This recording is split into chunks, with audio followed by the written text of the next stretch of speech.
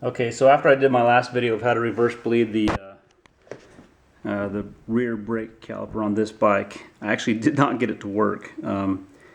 And for probably good reason. I had ridden this bike for about 5,000 miles without the rear brake. It had literally not worked since the day I bought it. I think the trip home when I bought the bike was about an 800-mile trip, and it worked then, and then it never worked after, which is known for this bike because of that issue I explained earlier. But anyways, so I figured, well, I might as well tear everything apart and take a look at things. And so I proceeded to take the rear caliper off, dismantle the rear master cylinder, this thing.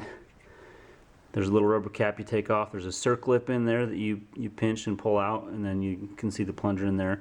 And I put some grease in there, especially for calipers or master cylinders, to hopefully get that to seal a little better if it wasn't sealing before. And then I took a look at the rear caliper here, and I've got it torn apart, and I'll show you how to take this apart. I figured this would be a good chance to do a video on this.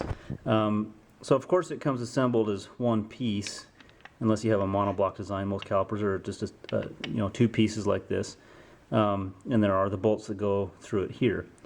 I took the pads out first, which I did. There's a little clip on the back that you had to remove out of that pin. You slide that pin out, and the pads just fall out. This little pin here.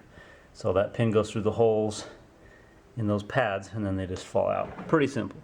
However, when I was pulling this apart, I noticed on the back side here, you can't see it because I've already pushed these out, but you see the wear marks right there? You can zoom in on that. Those little wear marks on that side. This caliper was frozen shut, and it would not move.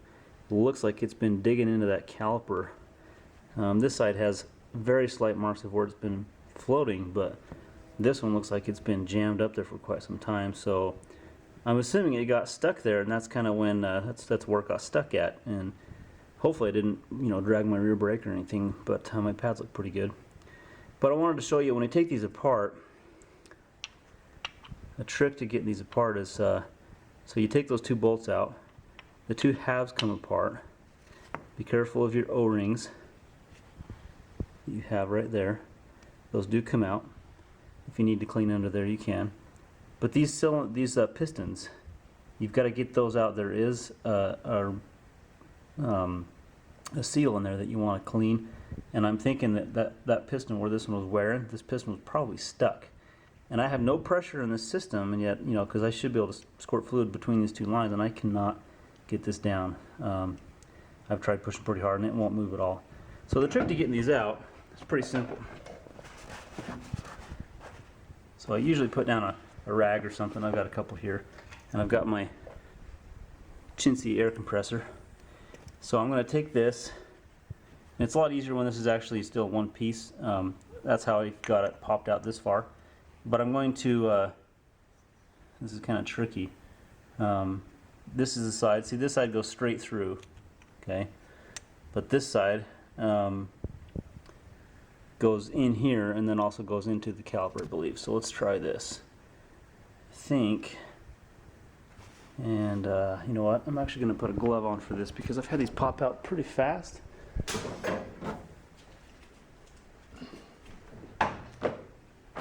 I don't want to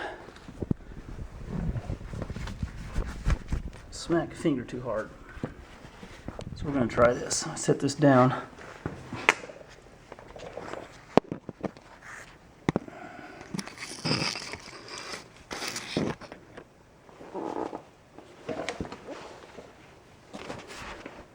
Alright, I think you got a fairly good view. I'll try and keep it in view, but I'm going to take this.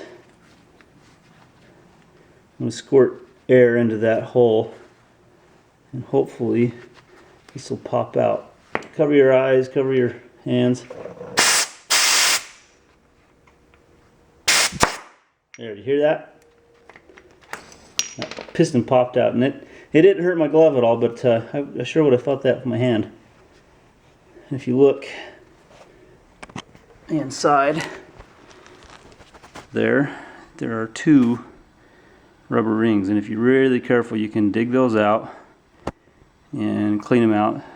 Actually looks pretty clean inside. See, there's two jets in there for the fluid to flow through.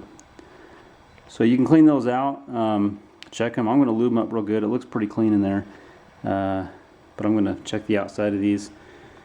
Do that on both of them. So I'm going to pop that one out, clean everything up, put it back together, and then I'm going to have to rebleed my system again. So anyways, that's how you take a caliper apart. The fronts are the same, a little bit different. Of course, they're probably a little bigger. That one probably has 2 pistons per side, so it might be what they call a 4-pop.